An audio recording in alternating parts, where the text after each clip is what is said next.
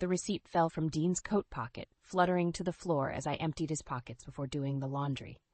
I froze, my heart pounding as I read the embossed logo, the Ritz-Carlton, downtown Chicago. A one-night stay for two, charges totaling $647.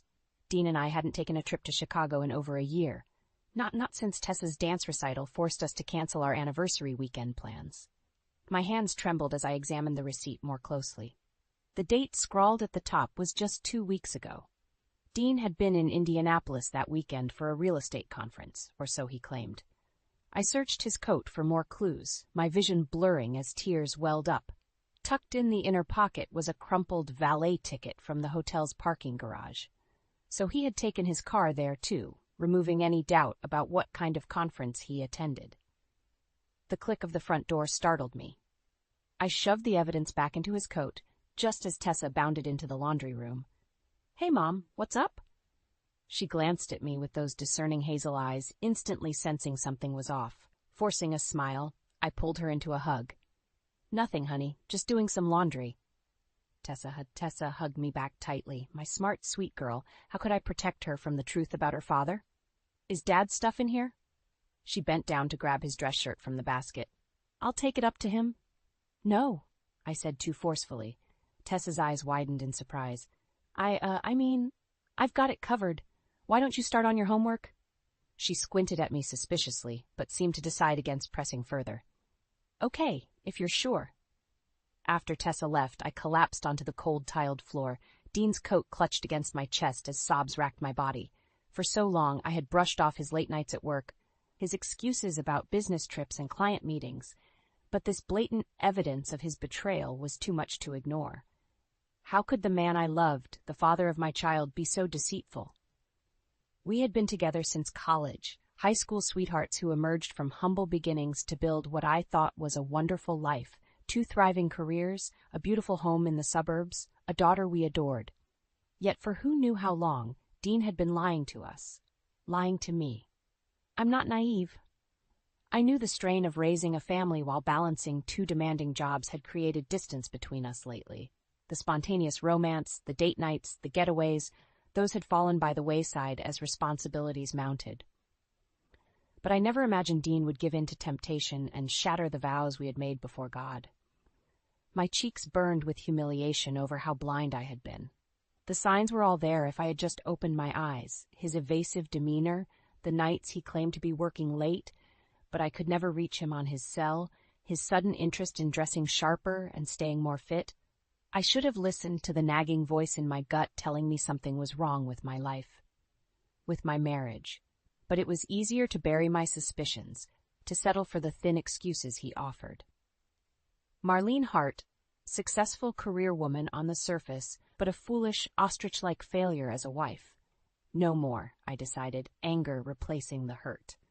I would get to the truth, and if Dean had betrayed our sacred vows, there would be consequences, for him and for the woman he had been unfaithful with. I was done being the last to know about my own life. This unraveling was just the beginning. Over the next few days, I focused on maintaining an air of normalcy around Dean and Tessa, all while covertly gathering more evidence of his infidelity. I logged into the email account linked to his frequent flyer number and discovered bookings for stays in Chicago, Kansas City, and San Francisco during supposed work trips. My manager, Brandon, must have noticed my distracted demeanor at the office. "Everything okay, Marlene? You've seemed a little off lately." I plastered on a polite smile. "Just some family stuff to deal with, but I'm managing." Brandon patted my shoulder consolingly. "Well, let me know if you need any personal days or anything. Family has to come first." If only he knew the truth about my picture-perfect family's sordid situation.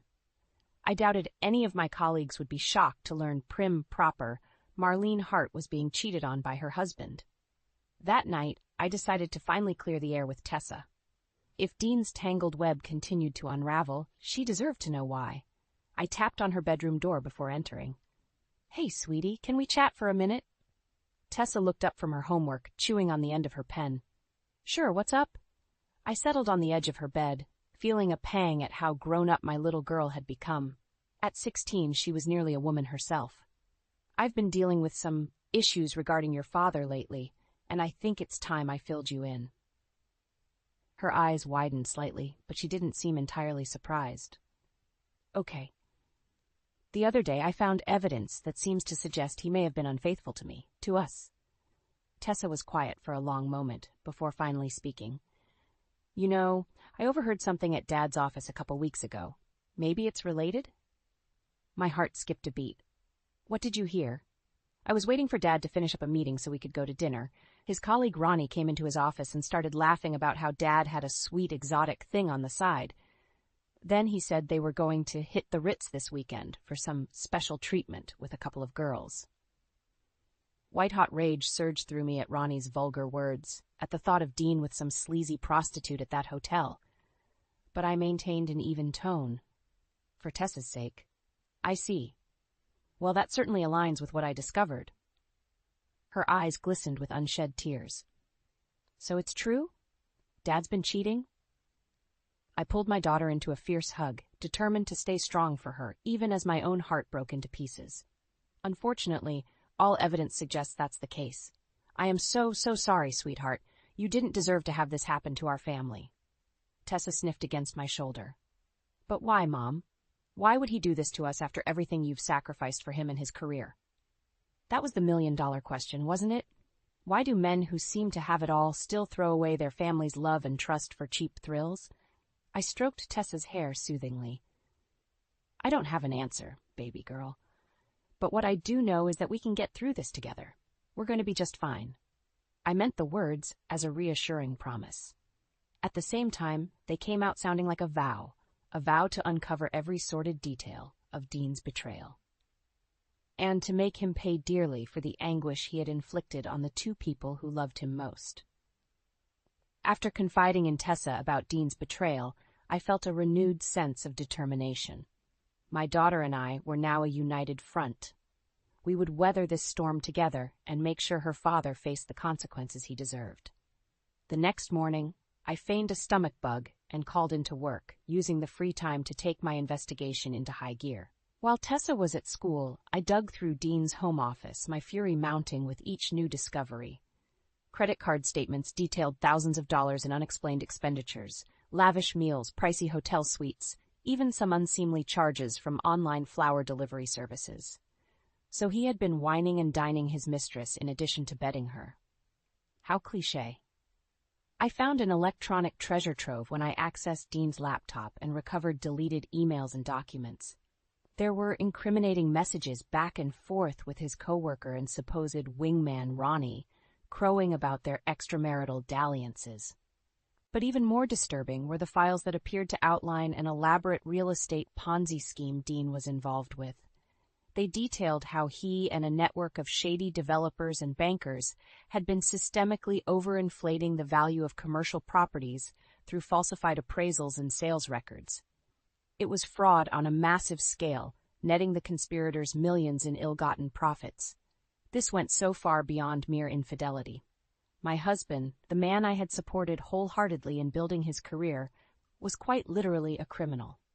I felt sickened by his deception and greed. He had risked destroying our family over his insatiable lust for money and sexual gratification. As if his moral failings weren't enough, Dean's reckless behavior had now put our financial security at risk.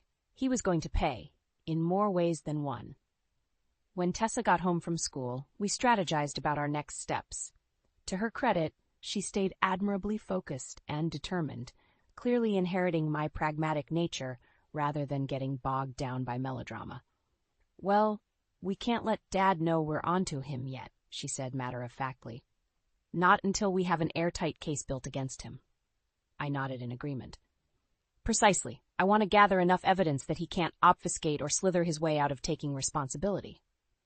Tessa tapped away at her laptop keyboard. "I was thinking I could try hacking into Dad's email and messaging apps. See if I can recover more of his communications." "You know how to do that?" I couldn't help but raise an impressed eyebrow. She shrugged modestly. "I may or may not have gotten pretty savvy at cracking codes and bypassing firewalls. My teenage daughter, the secret hacker vigilante. I really shouldn't have been that surprised, given her incredible intellect and preternatural maturity." "Okay, you work on that," I said. "Meanwhile, I'm going to consult with a lawyer about protecting our assets and rights as this gets uglier. Tessa nodded grimly. We both knew there was no going back now. Dean's actions had shattered the family he professed to cherish so much. Now we were in scorched earth mode, poised to bring him down in appropriately epic fashion. I thought back to the day Dean and I had met at that frat party in college. The cheesy pickup line he had used, his warm smile, the certainty I had felt even then that he was the one. Our relationship had seemed blessed from the start, like we were destined to build a perfect life and future together. In that moment, I realized the man I thought I knew so well was a mythological creature, a mirage that had obscured the true Dean, a selfish, deceitful husband and criminal who was about to learn the harsh price of betraying his family. The next morning, I put on my most confident suit and headed downtown to meet with Ella James, one of the top family law attorneys in Chicago. As I waited in her pristine office adorned with accolades and Ivy League diplomas, I tried to shake the nagging feeling of dread over what I was about to set in motion. Ella swept in, all poise and polish, offering a warm smile. Marlene, thanks for coming in. I must say, your situation is quite complicated. I nodded soberly. You could say that, but I need to protect myself and my daughter, no matter how messy things get. Laying out the sordid facts about Dean's affairs and criminal activities, I watched as Ella's expression morphed from empathetic to disturbed. I'm so sorry you've had to endure this nightmare, Marlene, but you did the right thing by gathering evidence. She shook her head. Both the infidelity and this real estate scheme, either one would be grounds for divorce and potentially criminal charges. My stomach twisted at those words, despite knowing this was inevitable. No matter how much Dean had betrayed me, I still remembered our happier times together. Still loved the man he used to be, at least. So what are my options? I asked hoarsely. Ella laid out a series of legal strategies, protecting my assets, securing full custody of Tessa, and pursuing criminal charges against Dean and his co-conspirators. By the time I left her office, I had a clear roadmap, even if the path ahead looked daunting. When I arrived home, Tessa was waiting anxiously. One look at my face, and she knew the situation was as dire as we feared. I take it the lawyer laid it all out? She asked quietly. I simply nodded, surprising myself by managing to stay composed. We're going to hit Dean with everything we've got. Divorce, seizing his assets, maybe even criminal charges, depending on how deep this fraud goes. Tessa's eyes widened slightly, but she seemed resolute rather than scared. Well, I did what I could to help build the case. She turned her laptop to show me a series of recovered emails and text messages between Dean and Ronnie, each one more damning than the last. There were explicit details about their trysts with various mistresses and escorts. But even more concerning were their boasts about tricking banks and regulators, laundering money through shell companies, and scamming property owners out of millions in illegally inflated sale prices. I also found some cryptic audio recordings that sound like blackmail discussions, Tessa added grimly. This goes far beyond what we even knew. I shook my head in numb disbelief, having to remind myself that this wasn't tawdry cable movie plot. It was the harsh reality of how my life had unraveled, of the truth about the man I had built a family and future with.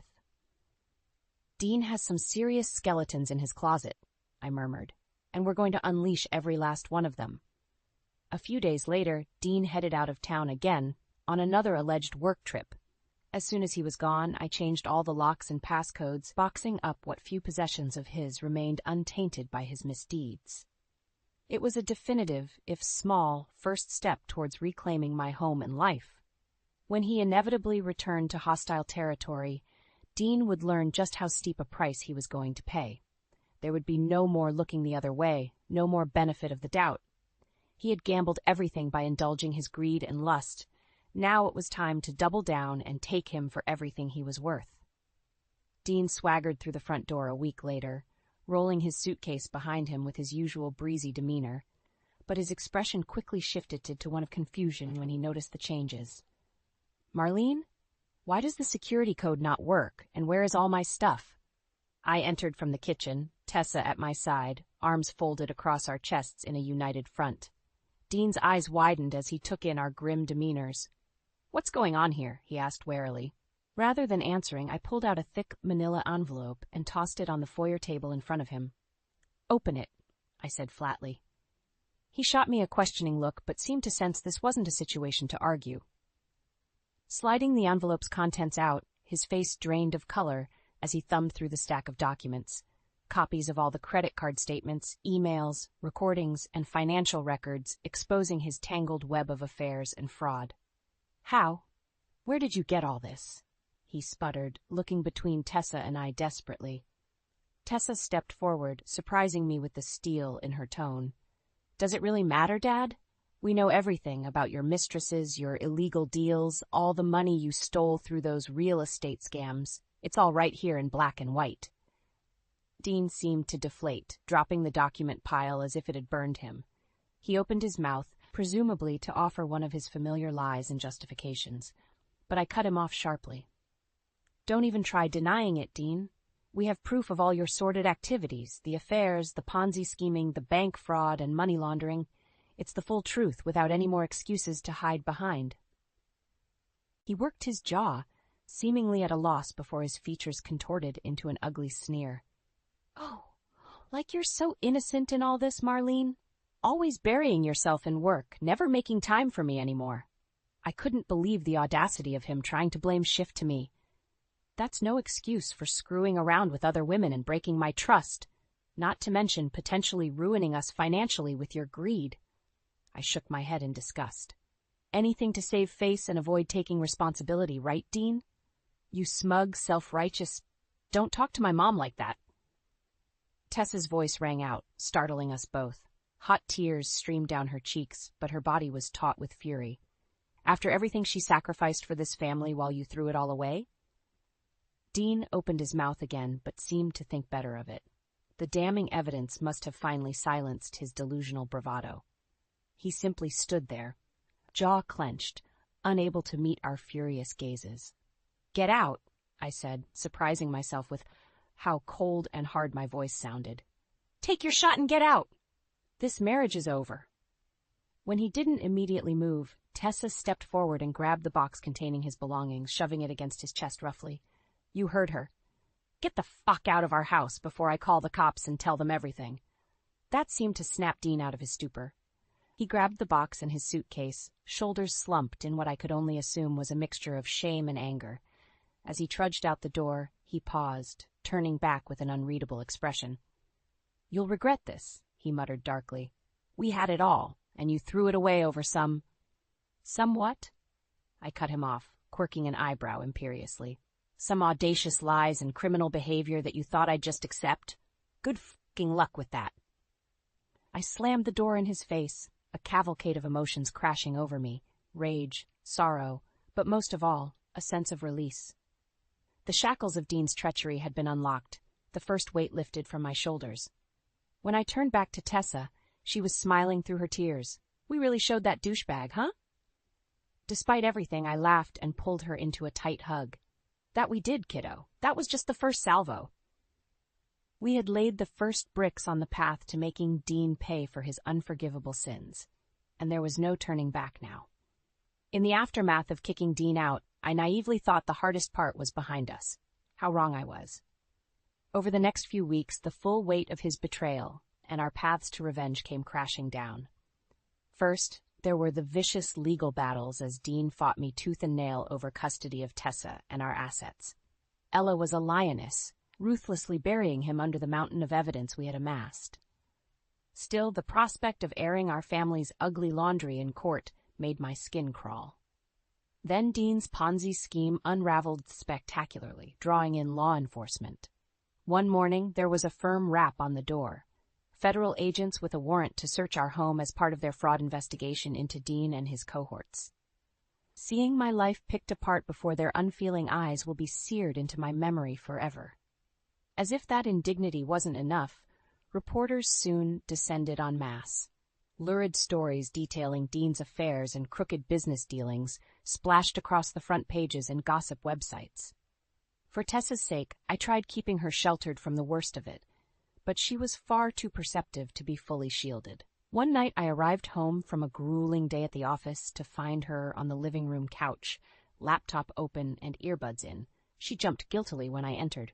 "Hey, Mom, I was just, I raised my eyebrows. "Let me guess. Reading more of those articles again?" She bit her lip, eyes down. Her face said it all. "I can't help it," she muttered miserably. "All the stuff they're writing about Dad, about you." She trailed off, shaking her head in disbelief. My stomach twisted. I knew exactly which articles she meant. The ones salaciously detailing Dean's trysts with various mistresses and call girls. The ones scrutinizing my neglect of my wifely duties as a high-powered career woman. The ones questioning whether I had turned a blind eye to obvious signs of trouble in our marriage. I settled onto the couch beside Tessa, wrapping an arm around her shoulders. "I know it's brutal, sweetheart. Believe me, what those vultures write doesn't capture even a fraction of how blindsided and betrayed I felt by your father's actions." She looked up at me with those big, soulful eyes that had inherited both Dean and I's colors. "But why, Mom? Why did he throw it all away like this?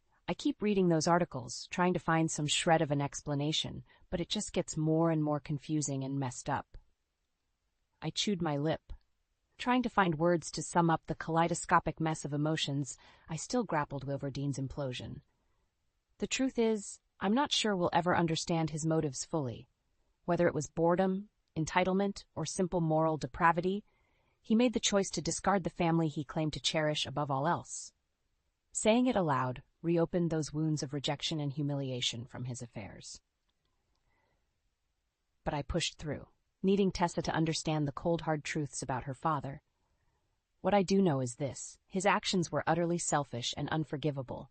Any attempts at justification are just sad excuses to avoid accountability. I cupped her cheek tenderly, feeling my heart splinter further at her wounded expression. "What your dad did was on him, baby girl, not us. We did nothing to invite this pain and public mockery into our lives beyond loving him unconditionally." Tessa nodded, wiping away the tears that had escaped down her cheeks. "I know. And to be honest, as much as it sucks to read all that horrible stuff, it just makes me angrier at him, for hurting you and tainting what our family was." Her jaw set in a determined line that reminded me so much of myself. "He's going to pay for that, Mom. We're going to make sure of it." I matched her fiery gaze and felt that all-too-familiar burning for vengeance reignite in the pit of my stomach. Damn straight we are. Dean Hart could temporarily avoid consequences by hiding behind his hotshot lawyers and privilege. But we would make sure that sheltered deniability was only temporary. The fallout was just beginning, for him and everyone unlucky enough to be caught in the blast radius of his selfish rampage.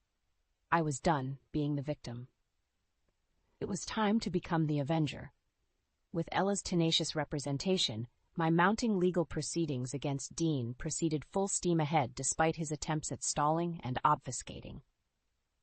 Each court victory, no matter how small, filled me with a sense of resolute satisfaction.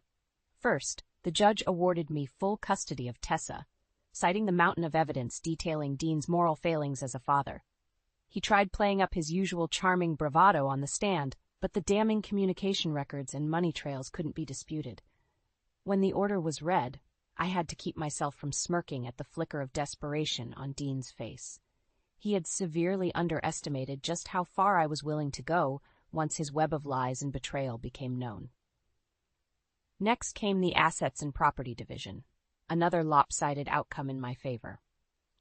Between the legal bills for his fraud case and the court judgments freezing his assets, Dean found his high-flying lifestyle as a commercial real estate broker ground to a humiliating halt.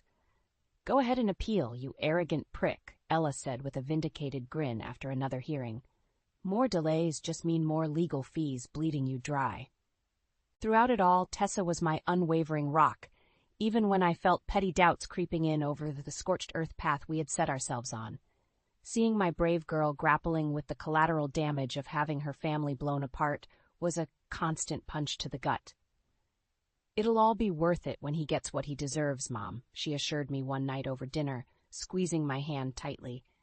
"We can't let his disgusting lies and crimes just be forgiven." I marveled at her wisdom and perspective, far beyond her 16 years.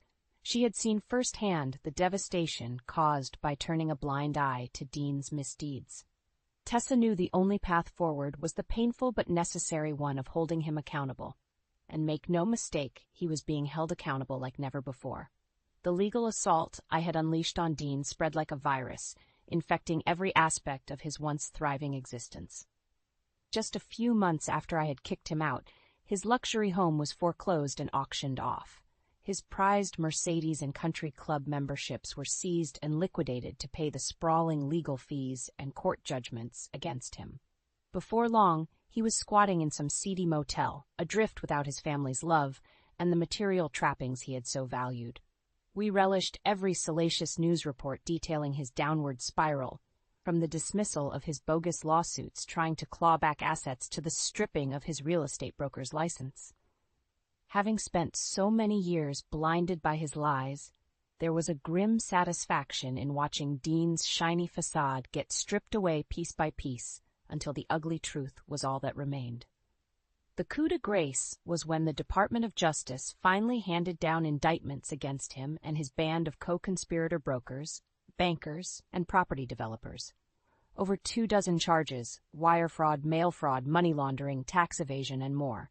Potential penalties ranging into the millions of dollars in fines and decades of prison time if convicted.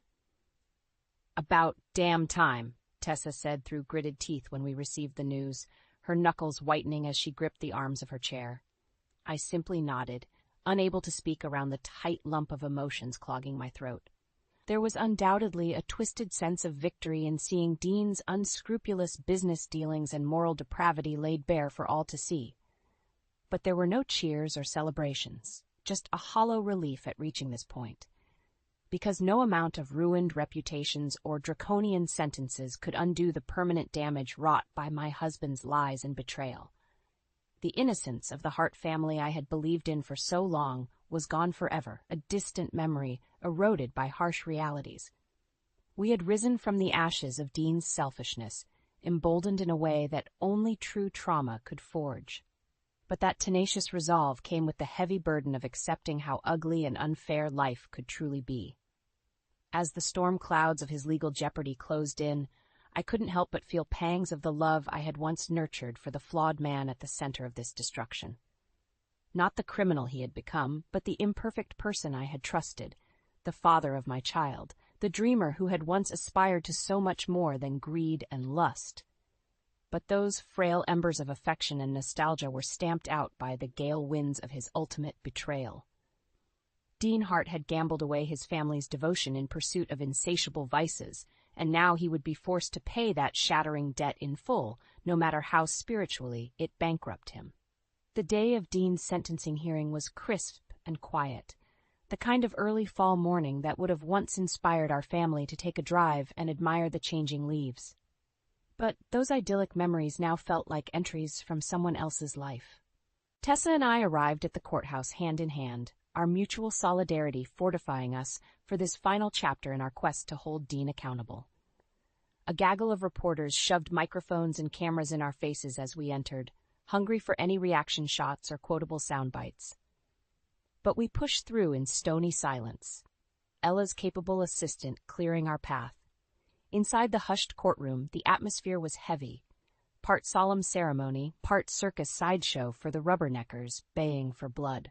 I scanned the crowd for Dean, but he was already seated at the defense table, shoulders slumped in wrinkled shirt sleeves as he conferred with his lawyers.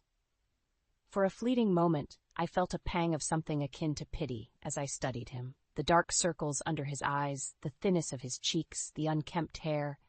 This man was a mere shadow of the confident, affluent husband I had once loved and admired.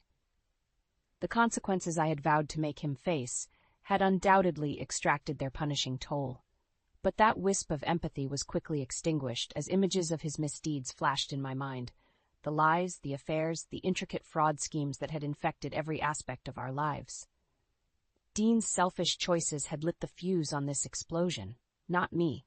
I was simply the shrapnel-scarred survivor demanding justice be served, no matter how charred the process left us all. The hearing itself was a mercifully stayed, by-the-numbers affair of legal choreography. Dean entered his plea, a procedural recitation of charges was read aloud, victim impact statements were offered.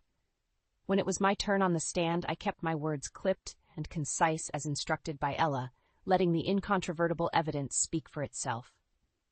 Dean Hart's actions shattered the sacred vows and trust that held our family together. While he indulged in ego, affairs, and criminal greed, he robbed our daughter and myself of our sense of security and identity as a loving household. I paused, keeping my voice controlled despite the grief that still lingered in that admission. His punishment must be severe, precisely because of who he betrayed, the two people in this world who deserved his full loyalty and devotion above all else. Tessa's hand found mine and squeezed tightly in a quiet gesture of gratitude and support. The judge, a wizened woman insulated by decades on the bench, sat inscrutably as she took in the weighty accounts. In the end, she wasted no words in rendering her decision, methodically walking through the litany of convictions. Fraud, money laundering, tax evasion, criminal conspiracy, an avalanche of fines, penalties, and prison sentences that would bury Dean in a tomb of concrete and steel for the better part of the next 2 decades. Rather than reacting with exultant cheers, the courtroom seemed to exhale a collective sigh of muted finality at the ruling. It was the proper outcome after all, an unshakable precedent upheld and poison expelled from the community to restore order. Still, as the bailiffs led Dean away in handcuffs, he managed to twist around, zeroing in on Tessa and I with eyes brimming with bitter venom. "I hope your revenge leaves you both stronger than this betrayal left me," he spat out, voice dripping with resentment and barely suppressed rage.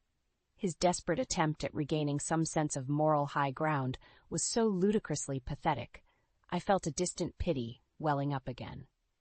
Because unlike Dean, Tessa and I would not be reduced to a broken, hollow shell of our former selves. We were battered, yes, but not destroyed by the sprawling wreckage trailing his passing like a toxic spill.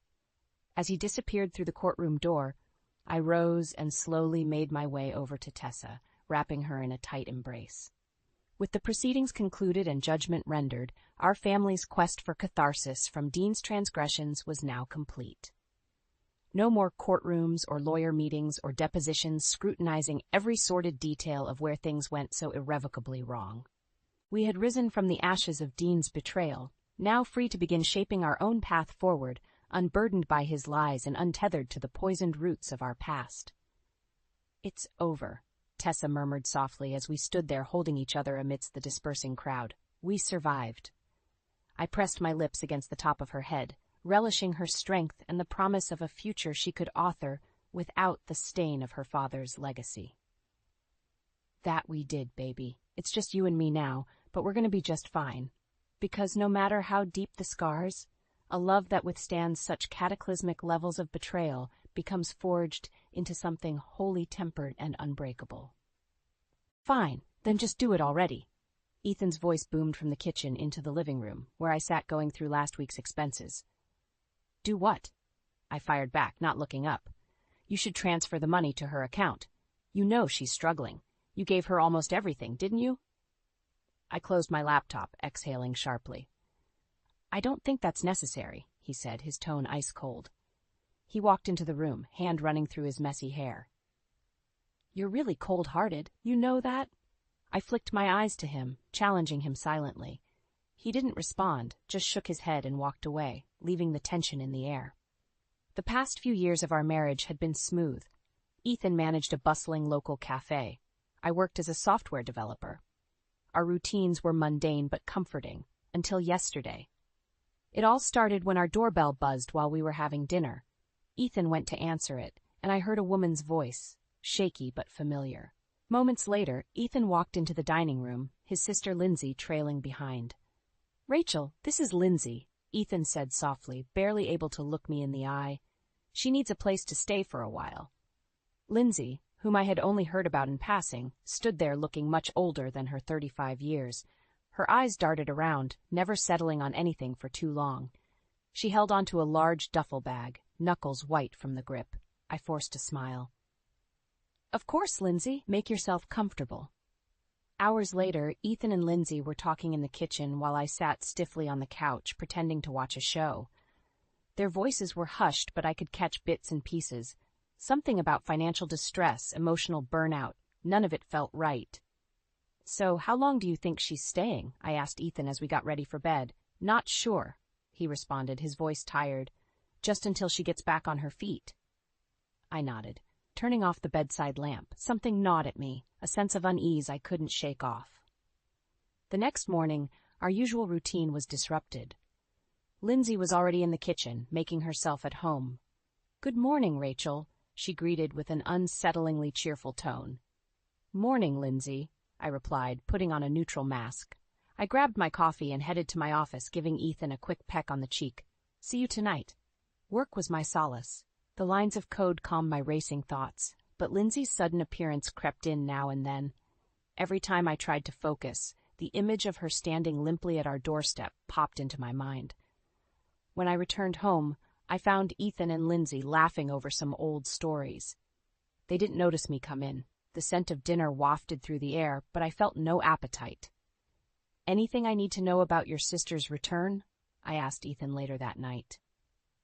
He sighed heavily. "Lindsay's been through a lot, job losses, a rough divorce. She just needs time." "But why now?" I pressed. "Why not reach out sooner?" "Rachel, please," he almost pleaded, "just give her a chance." I closed my eyes, biting my lip. There was more to Lindsay's story, more than Ethan wanted to admit. I decided to keep a close eye on her. For now, I would play the supportive wife, but I knew I'd need to dig deeper. Lindsay was a storm brewing, and I could sense that she would disrupt the calm we had built. Over the next few days, my discomfort about Lindsay's presence only grew. Ethan's sister settled in like she had never left. I observed, my senses tuned to each interaction, every little change in the atmosphere of our home. Tensions were already simmering beneath the surface. One morning, I found Lindsay lounging on the sofa, remote in hand, feet propped up on the coffee table. "Rachel, could you pass me some water?" she asked, not even glancing away from the TV. I bit back a sharp retort, grabbed a glass of water, and handed it to her. "Here," I said, my voice clipped. "Thanks," she replied absent-mindedly. Ethan wasn't aware of these small moments. Whenever he was around, Lindsay transformed into the picture of humility, polite, and grateful. But when we were alone, a different side of her emerged. One evening, after dinner, Ethan had to rush back to the cafe to handle a staffing issue. Lindsay and I were left alone. I cleaned up, and she sat at the table flipping through a magazine. "So, Rachel, have you thought about letting me borrow your car, just for a couple of days till I get things sorted?" Lindsay asked, her tone casual but laced with expectation. "I don't think that's a good idea," I replied, keeping my voice steady. "We need it for work." "Right," she said, smirking slightly. "Ethan mentioned your job. A software developer, huh? Sounds demanding." "It is," I said, sensing some form of judgment in her words. "Must be nice," she added, not looking up. "Having a stable job and all." "I work hard for it," I countered, wiping the table a little too forcefully. "I'm sure you do," she returned, her voice dripping with something I couldn't quite place. "Just don't be too harsh on Ethan. He's always been a bit naive, you know." My hands froze, but I didn't rise to the bait. I finished my task in silence, leaving her still seated at the table. That night, as Ethan and I climbed into bed, I could feel the invisible weight of an impending storm. Another argument flared between Ethan and me a few days later. "Lindsay needs our support," he insisted, his patience wearing thin. "It's not about support," I argued back. "It's about boundaries. She's becoming a burden." "She's my sister, Rachel. We can't just throw her out because she's inconvenient," he stated firmly. In the days that followed, Lindsay's behavior only became more problematic. She stayed up late, making noise that kept us awake. I'd find the kitchen a mess after she cooked. She seemed to have little regard for the home we had so carefully maintained. "Ethan, you have to talk to her," I said one night, frustration boiling over. "I will, I promise," he said, tiredly rubbing his temples. But I knew he wouldn't. His blind spot for his sister was too large.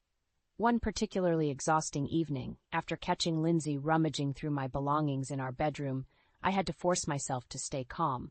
"What are you doing?" I demanded.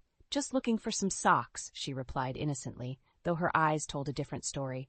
"We have a guest room for a reason, Lindsay. Please respect our space," I said, my voice hard. Lindsay didn't respond, just gave me a small smile that didn't reach her eyes and walked out. As I lay in bed that night, Ethan asleep beside me, I knew I needed to take action. Lindsay was becoming more than just a nuisance. She was a threat to the peace and stability of our home, and I wasn't going to let her tear everything apart. It was just a matter of how much more I could take before reaching my breaking point. The tension in the house was as sharp as a knife edge. Ethan was drifting away, drawn into Lindsay's world of manipulation. It was subtle at first, small remarks and suggestions, but over time it became clear Lindsay had a plan. One Saturday morning, Ethan sat down next to me with a sigh. "Rachel, Lindsay thinks she's overstaying her welcome," he began cautiously. "Does she?" I replied, folding my arms. "She suggested that maybe we could help her get back on her feet by giving her some financial help," he said, looking uneasy. "No, Ethan. She's been here for weeks, and all she's done is create chaos," I replied sharply. "She needs to show some initiative and find a job." Later, I overheard Lindsay talking to Ethan in the kitchen. "Ethan, I feel like a burden, but Rachel, she's being so cold," she said softly, sniffling as if she was on the verge of tears. "She's just stressed, Linz," Ethan replied, trying to console her. "I don't think she wants me here. I'll leave if that's what you both want," she said, sounding pitiful. Ethan hesitated. "No, we'll figure something out. Rachel just needs time." That evening, I found Lindsay rifling through our living room drawers. "What are you looking for, Lindsay?" I asked pointedly. "I was just trying to find a pen," she responded, a hint of defiance in her eyes. "Next time, ask," I said. She shrugged, the smirk playing on her lips, ever so slight, but I caught it. Dinner was a silent affair until Lindsay decided to stir the pot further. "You know, Ethan, I overheard some people at the cafe talking.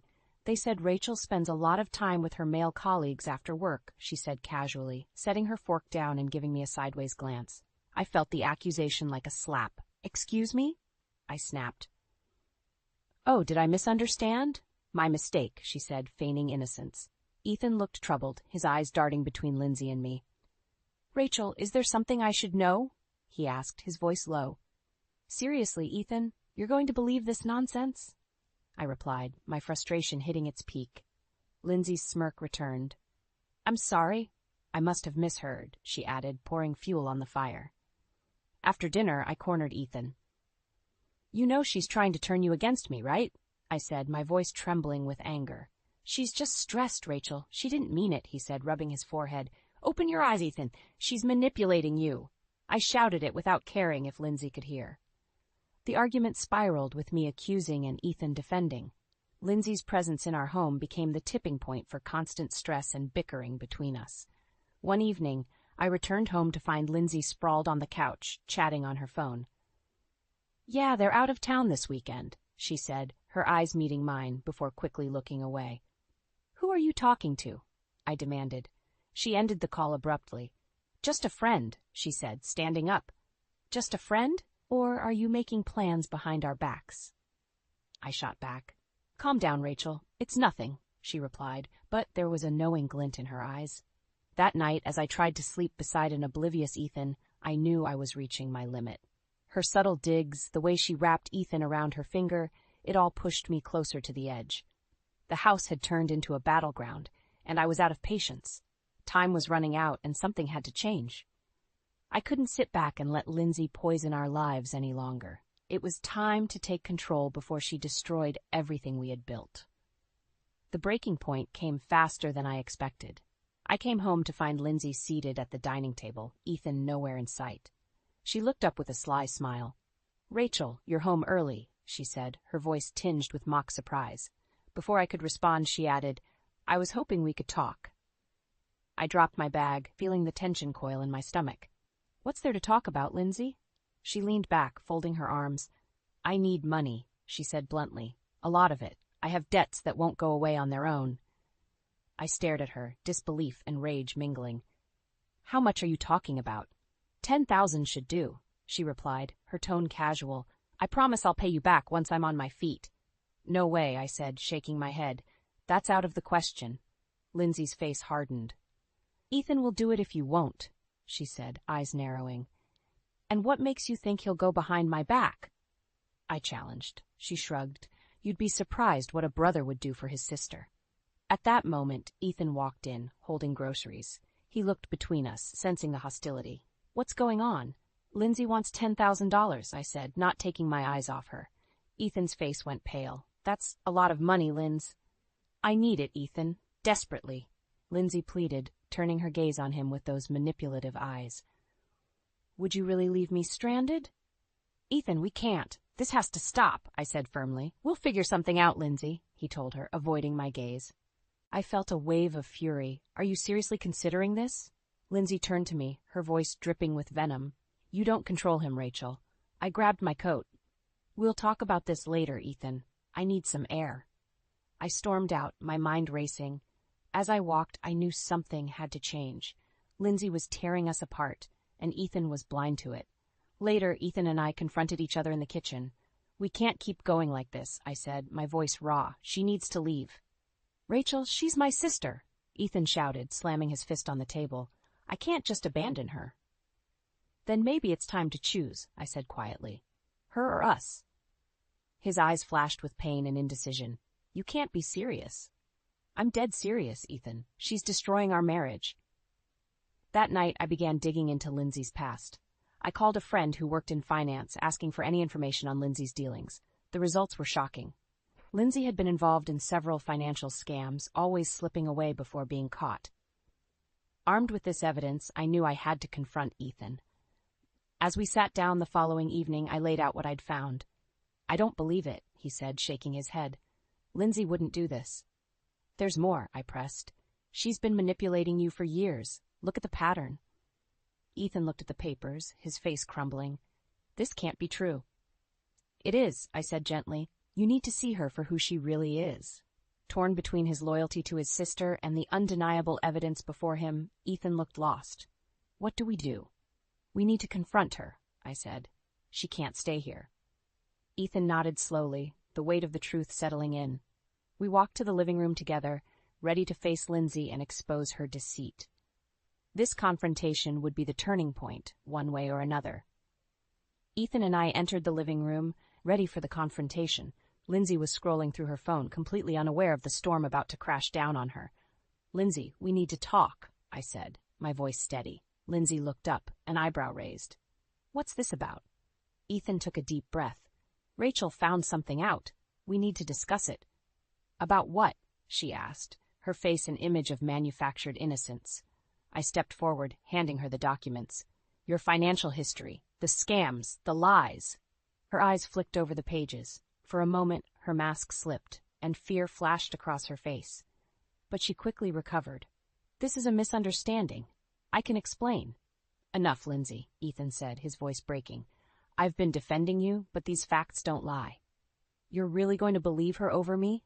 Lindsay shot back, eyes narrowing. Your own sister? Ethan's face contorted with pain. Why, Lindsay? Why did you do this? She dropped the documents and stood up, anger radiating from her. What choice did I have? You wouldn't understand. You've always had everything handed to you. That's not true, Ethan said, shaking his head. Lindsay's laugh was cold. Isn't it? Mom and Dad doted on you while I was left picking up the pieces. You owe me, Ethan. You owe me for all those years. No, Ethan said, with a newfound strength. I owe you nothing for your deceit. I stepped in. It's time for you to leave, Lindsay. You've overstayed your welcome and soured our home. You think you're so perfect, Lindsay spat, turning her fury on me. This isn't over. I held her gaze. Yes, it is. Pack your bags and leave. Ethan stood beside me, his resolve now hardened. She's right. It's time to go. Lindsay looked between us, realizing she had lost. She grabbed her bag, stuffing her belongings inside. You'll regret this, both of you, she said, her voice full of venom. We'll survive, Ethan replied, his voice steady. As she walked out the door, Lindsay turned one last time, her eyes flashing with hatred. I'll be back, she promised. Shh. Just go, I said, shutting the door behind her. The house felt lighter immediately, but the damage lingered in the air. Ethan slumped onto the couch, burying his face in his hands. How did it go so wrong? I sat beside him, placing a hand on his back. We'll get through this, I said softly. We'll rebuild. He looked up, eyes filled with remorse. I should have seen it. I'm so sorry, Rachel. We both missed the signs, I acknowledged, but now we move forward. The next days were difficult. We had to confront the fallout of Lindsay's stay and the rift it had caused. Ethan and I avoided deep conversations, focusing on mundane tasks and routines. One morning, as we sat in silence over breakfast, Ethan spoke up. "I think we need help. Counseling, maybe." I looked at him, recognizing the sincerity in his eyes. "I agree," I said. "We can't heal this alone." Taking his hand, we made the decision to seek professional help. The road ahead wouldn't be easy, but we were committed to finding our way back to each other, repairing what Lindsay had tried to destroy. The therapist's office was a neutral haven, beige walls and soft lighting creating a calming atmosphere. Dr. Sandra Green, our therapist, was a middle-aged woman with kind eyes and a steady demeanor. Ethan and I sat on the couch, feet almost touching but not quite. "So what brings you both here today?"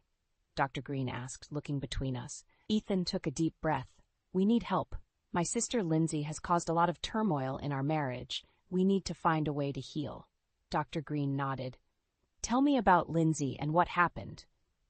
I shared the events of the past few weeks, from Lindsay's arrival to the discovery of her deceit. Dr. Green listened intently, making notes occasionally. When I finished, Ethan added, "I feel guilty. I let her manipulate me, and it nearly ruined us." Dr. Green put down her pen. "Let's focus on rebuilding trust. It's important to address the emotions you're both feeling." Through therapy sessions, we worked on our communication. We learned to express our feelings without anger and to listen without judgment. It was grueling, but I began to see glimpses of the bond we once had. One evening, after a particularly challenging session, Ethan and I sat in the living room, a comfortable silence between us. "Thank you for sticking with this," he said quietly. "I'm committed to us, Ethan. We can get through this," I replied, squeezing his hand. As the weeks passed, I found myself slowly letting go of the resentment I held towards Lindsay. However, one day, a phone call shattered our fragile peace. Ethan answered and immediately went pale. "Lindsay, what do you want?" he asked, his voice strained. I could hear her voice shrill and demanding through the phone. "I need help, Ethan. I'm in trouble. Serious trouble." Ethan looked at me, conflicted. I shook my head firmly. "No, Ethan. We can't go through this again." "You heard Rachel. You can't drag us down anymore," he said into the phone. "You can't do this to me," Lindsay screamed. "I'm your sister. Lindsay, you need to sort out your own life." "We're done," Ethan said, ending the call. He looked at me, anguish etched on his face. "I feel terrible, but I know it's for the best." "You did the right thing," I said, embracing him. "She needs to learn to stand on her own." Days turned into weeks, and slowly our lives returned to a semblance of normal. Then, one evening, we received another call, this time from Ethan's old friend, Mark. "Ethan, I hate to be the one to tell you, but Lindsay is in bad shape. She got mixed up with some dangerous people." Ethan's face went white. "What do you mean?" he asked, his voice trembling. "She's been trying to con people, and it backfired badly. She's looking for help, but, honestly, I don't know how much anyone can do now." Ethan hung up the phone, sitting down heavily. "This is what I was afraid of." I sat next to him. "It's harsh, but Lindsay's choices led her here." We learned that Lindsay had been arrested, seeking help too late, entangled in a mess of her own making. Ethan and I watched, both saddened and relieved. As we continued our therapy, Dr. Green helped us focus on moving forward. "You can't change the past," she said, "but you can decide how it shapes your future." Ethan and I took her words to heart. We worked harder on our relationship, setting clear boundaries and learning to trust again. It wasn't easy, but with each passing day, we grew stronger. While Lindsay's downfall was tragic, it became a catalyst for understanding and growth in our marriage. Together, we faced the shadows of betrayal and began crafting a new chapter, one built on the lessons we'd learned and the resilience we discovered within ourselves. Ethan and I walked into Dr. Green's office for what felt like the 100th time. Today felt different. There was a heaviness, the knowledge that we were on the brink of a major decision. "Rachel, Ethan, how are you both?" Dr. Green asked, her warm smile suggesting she already knew the complexity of our feelings. "Confused, conflicted," I admitted, "but we're here to figure it out." Ethan nodded. "We need clarity." Dr. Green put her pen down. "Let's talk about what you need from each other moving forward." I took a deep breath. "I need to feel safe in our relationship, Ethan. No more surprises, no more manipulations from outside influences." Ethan reached for my hand. "And I need to know you're with me, Rachel, through thick and thin." I squeezed his hand. "Always, if it means we can rebuild trust."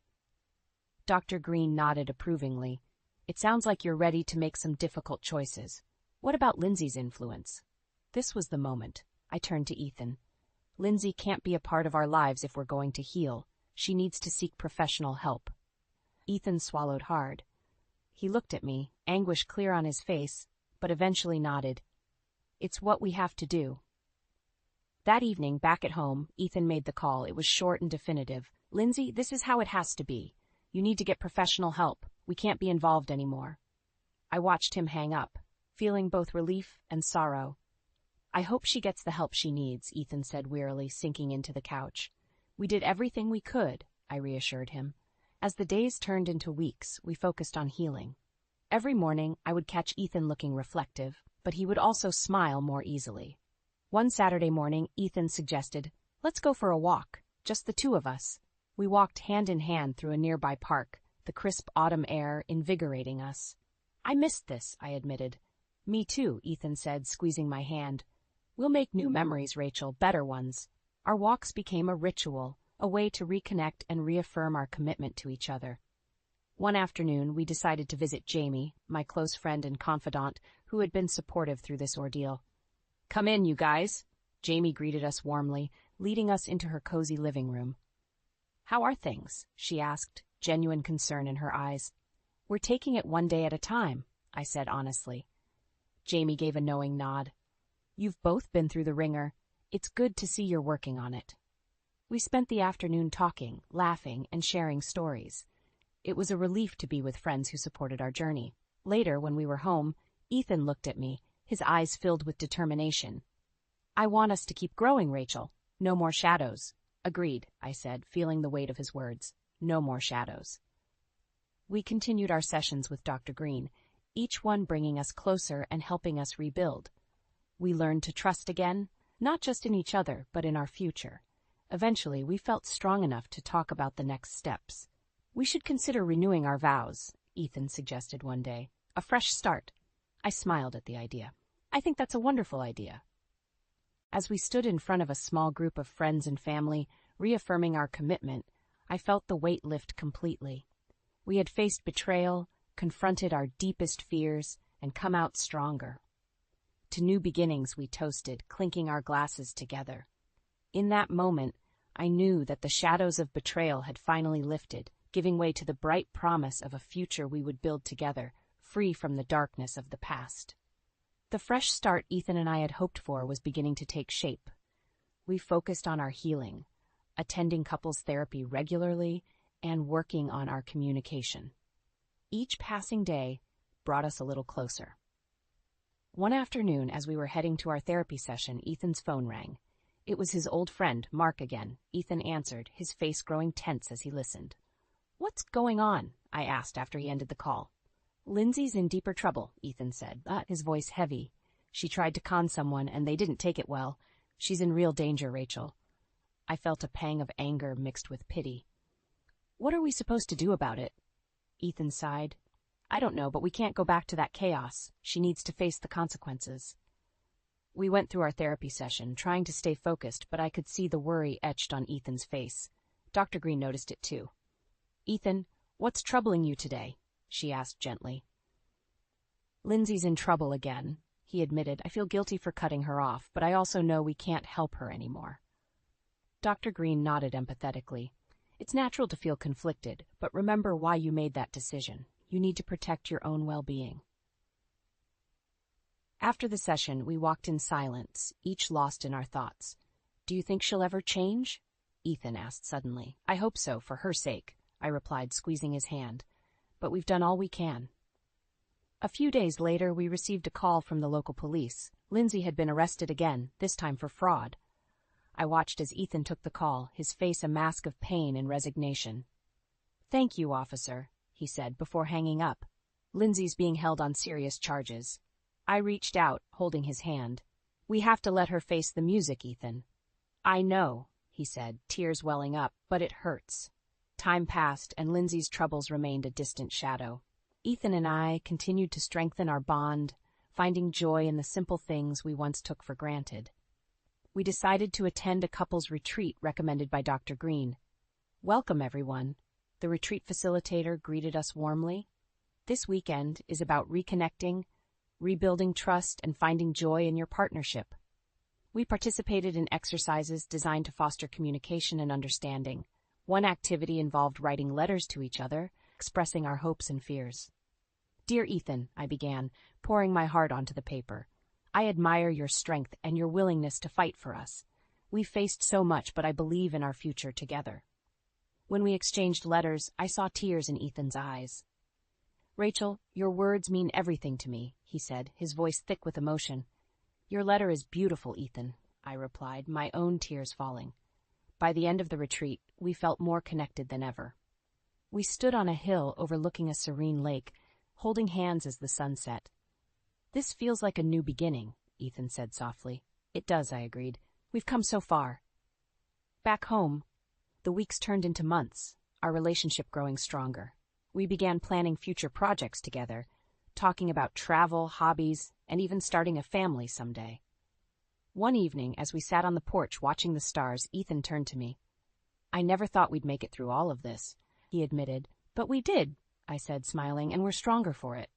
We received one final piece of news about Lindsay. She had finally checked herself into a rehabilitation program, facing the reality of her actions. "Maybe this is the turning point she needs," Ethan said hopefully. "Let's hope so," I replied, grateful for the closure. With each day, we moved forward, creating a future built on resilience and love. Together, we had weathered the storm, emerging stronger and ready for whatever lay ahead. As we looked toward the horizon, we knew that the shadows of betrayal had finally faded, leaving only the bright promise of new beginnings. "Lily, $100 a month for groceries should be more than enough. If you can't make that happen, we'll just call it quits." Matt's words hung in the air like a bad smell. I stared at him, feeling a cold disbelief wash over me. "You've got to be kidding me," I said, trying to keep my voice steady. "No joke." He leaned back in his chair, arms crossed, a smug smile playing at his lips. "Prove you're not that useless, Lily, or we're done." I clenched my fists, fighting the urge to scream. This was the man I'd married? My husband of 5 years? I took a deep breath, the anger coursing through me like wildfire. "Fine," I said, finally managing to speak. "I'll do it." Matt shrugged as if it were no big deal. "Good luck with that," he said, already turning his attention back to his laptop. I walked to the kitchen, his words echoing in my head. Useless. The man who used to praise my cooking, who loved every meal I put on our table, now reduced me to this? I grabbed a notepad and started jotting down meal ideas, my mind racing with determination. That night, as I lay in bed beside Matt, I stared at the ceiling. He was already asleep, completely unbothered by his cruel ultimatum. I replayed our conversation, every word a dagger to my heart, and something inside me shifted. This challenge wasn't just about groceries. It was a test of my worth, a value he'd callously questioned. I wasn't going to let him win. The next morning, I woke up early and headed to the store with my notebook in hand. I had a list, carefully planned out to stretch every dollar. As I walked through the aisles, I felt a strange mix of rage and resolve fueling my steps. "I'll show him," I muttered under my breath, reaching for the discounted vegetables. By the time I returned home, I was exhausted but determined. I pulled out my phone and started filming. "Hey everyone, it's Lily. Today we're tackling an impossible challenge, a month's worth of groceries on $100. As I chopped and cooked, I felt the knot in my chest begin to ease. The camera became my confidant. I shared recipes, tips, and tricks, pouring my heart into every post. The notifications soon started to ping. Comments, likes, new followers, total strangers cheering me on in this absurd quest. When Matt walked into the kitchen that evening, I was plating dinner. "Smells good," he said, eyeing the meal with a rare hint of approval. I didn't answer. I was too fired up, too focused on proving him wrong through every flavorful bite. As days turned into weeks, my online community grew. Each meal I managed under the budget felt like a victory, not just over Matt's challenge, but over his belittling judgment. The more successful I became online, the more I realized how much I had let myself be defined by his cruel standards. And so, with each dish and every supportive comment from my newfound followers, I built my own fortress of resilience, one recipe at a time. It wasn't just about saving money anymore. It was about reclaiming my worth, about showing Matt, and more importantly myself, that I was far from useless. Sitting at the kitchen table, I flipped through an old photo album. The early days with Matt. Smiles, laughter, shared dreams. My fingers traced our wedding picture, pausing as the memories flooded in. It's hard to believe we were so happy once, I murmured to myself. Our first date had been at a small Italian restaurant. Matt had been charming, attentive, hanging on to my every word. "You have an amazing smile, Lily," he had said, eyes twinkling under the dim lights. I had blushed, feeling special and truly seen. "Thank you, Matt. I really like you," I had replied, shy but excited about the possibilities. Back then, he appreciated everything I did at home. "This lasagna is incredible, Lily. You spoil me," he'd say, wrapping me in a warm embrace. Those moments felt distant now, like scenes from a movie that had long since ended. I shook off the nostalgia and stared at my camera. My growing hobby on social media had become my refuge. Hey everyone, it's Lily again. Today I'm sharing my favorite lasagna recipe, affordable and delicious. I said, starting the recording. Cooking had always been my joy, and sharing it on social media was a way to reclaim a piece of myself. As I cooked, memories of Matt and me laughing in the kitchen played in my mind. He used to help me chop vegetables, sneaking kisses in between. But that laughter had been replaced by his cold eyes and harsh words. Scrolling through old photos, one caught my eye. It was a candid shot of me, giggling as Matt tried to flip a pancake. The warmth of those days, the sincerity in his laughter, where had it gone? My phone buzzed, snapping me back to reality. A notification, more followers, more support. Cooking for strangers who valued my tips more than Matt had in years felt strange, yet rewarding. Each comment cheered me on. "You're amazing, Lily. These recipes saved me so much." While my social media presence blossomed, Matt became more distant. He spent late hours at work, giving me a generic apology when he bothered to offer one. "Sorry, Lily. Big project. You understand," he'd say, dismissively planting a kiss on my forehead before retreating to his phone.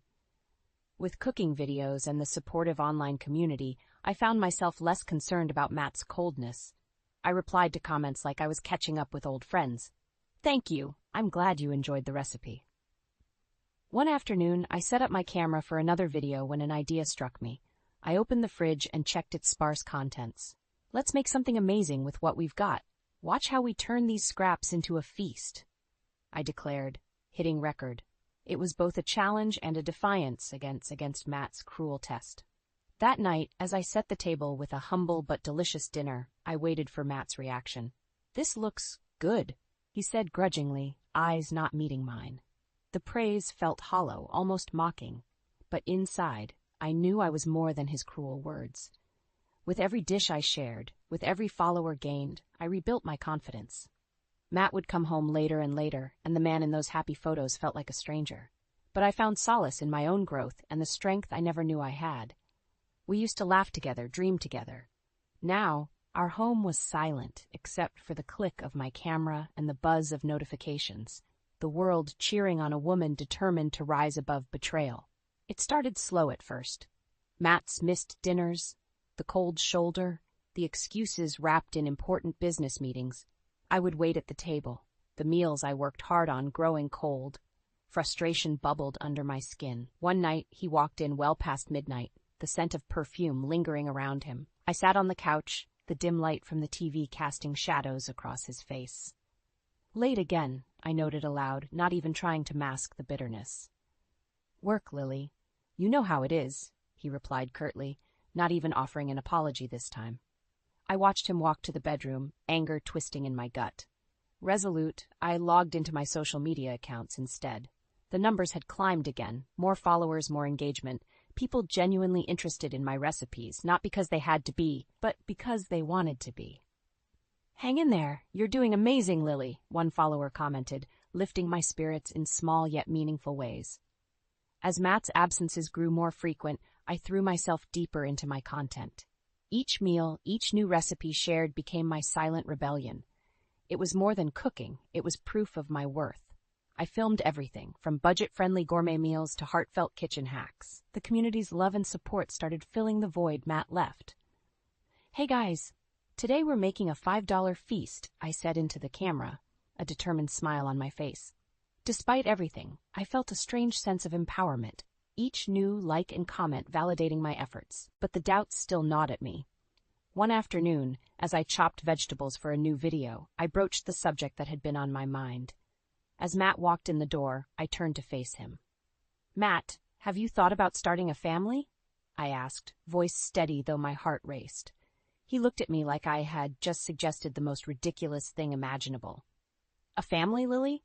We can barely manage as it is. What makes you think we're ready for that? His words were sharp, cutting deeper than the knife in my hand. Is it really about that, or are you just not interested? I pressed, needing to hear the truth. Don't start with this now. I'm too tired for your nonsense. He snapped, brushing past me again. The sting of his rejection settled deep. With Matt coming home less and less, the house felt empty. His coldness was a stark contrast to the warmth and excitement I found online. It became routine, his late nights, my growing channel. I knew something wasn't right, but I also knew I needed more than his disdain. I kept filming and posting, each video a small victory. As my small success started to translate into brand deals, I felt the tide turning. The nights Matt spent away from home only fueled my drive. Despite the pain and isolation, I found comfort in the screen's glow, a beacon of hope and validation. Little did Matt know, his neglect and cruelty were pushing me toward something stronger. His distance gave me room to grow, to prepare for what was coming next. With every new follower and every night spent alone, I found resilience I never knew I had. I was on the brink of uncovering Matt's true nature, and when I did, he'd see just how strong I had become. Another day, another challenge. This would be the third week since Matt dropped the bomb with his ultimatum, and my spirits were oddly high. The $100 grocery budget had become my battlefield, and I was winning. I prowled the aisles of the supermarket looking for deals, comparing prices. People might say it's impossible, but I'd managed to stretch every dollar. I picked up a pack of chicken thighs, discounted and perfect for multiple meals. When I returned home, I set up my camera. Hey everyone, today we're making 3 meals out of this pack of chicken. Can we do it? Of course we can. I began filming with a confidence that felt almost strange, yet very real. As my audience cheered in the comments, Matt's absence became a dull ache in the back of my mind. His late nights continued, his presence at home minimal. I moved around the kitchen like an artist in her studio, every chop of the knife a brushstroke against the canvas of betrayal he had painted. Matt stumbled through the door later that night. I was on the couch, answering messages from my followers. He walked into the kitchen, looking around for the meal I'd prepared. Where's dinner? He asked, voice gruff from what I guessed was another night out. In the fridge. I saved you a plate, I replied without looking up. He grumbled as he heated it up. You know, this budget thing isn't going to work forever, he said between bites, his tone laced with condescension. Maybe not, I replied calmly, typing another response on my phone. But I'm making it work now. At the end of the month, I reviewed our expenses. I had done it. I proved him wrong. I filmed a special video to mark the achievement. Hey everyone, guess what? We've completed an entire month on a $100 grocery budget, thanks to all your support. My followers' encouraging comments poured in. Matt's reaction, however, was as heartless as ever. So you did it. Big deal. Don't expect a medal, he said, tossing the statement carelessly over his shoulder. Frustration bubbled up, but I swallowed it down, determined not to give him the satisfaction of seeing me upset. Instead, I poured all of it into my cooking. Every critique from Matt was met with another video, another shared recipe. The tension in the house was palpable, the air thick with unspoken words. Our conversations were limited to basics, a flimsy facade of normalcy. Meanwhile, my social media presence grew stronger each day. Fans eagerly awaited my posts, and engagement skyrocketed. One evening, while editing a new video, I heard Matt on the phone in the next room. His voice was low and secretive. Yeah, I'll see you tomorrow night. Same place. I paused, the words hanging in the air. A cold realization began to form. It wasn't just work keeping him away. My hands shook as I continued editing, playing the dutiful wife while pieces of a darker puzzle slowly clicked into place. The $100 challenge had come and gone, but something far more challenging was on the horizon. But first, I needed proof. Proof that he was the vile and manipulative man I was beginning to see clearly. From that moment on, every step, every meal, every message to my followers became more than just a hobby. It was preparation for a showdown I knew was inevitable. And I would be ready. Mark my words. I would be ready. I was unloading groceries when I heard Matt's voice from the living room. He was on the phone again, talking in that hushed tone he'd adopted lately. This time, I was determined to catch every word. "No, Lily doesn't suspect a thing," he said, a disgusting smirk in his voice. "Meeting you is the only thing keeping me sane right now." My heart hammered in my chest. I crept closer, hiding behind the kitchen door. "Don't worry, Taylor. Friday night is ours. She thinks it's another late meeting." I felt the blood drain from my face. Matt was having an affair. My body moved on autopilot, arranging groceries while my mind raced. I needed proof. Later that night, lying next to the man betraying me, I stared at the ceiling, feeling the weight of his deceit. But instead of falling apart, I felt a steely resolve harden within me. I reached out to my growing community online for the strength to follow through. The next day, I called a private investigator. "I need your help," I said, clutching the phone tight. "I think my husband is cheating on me." "Let's meet. I can discuss what we'll need to do," he responded, his voice firm yet kind.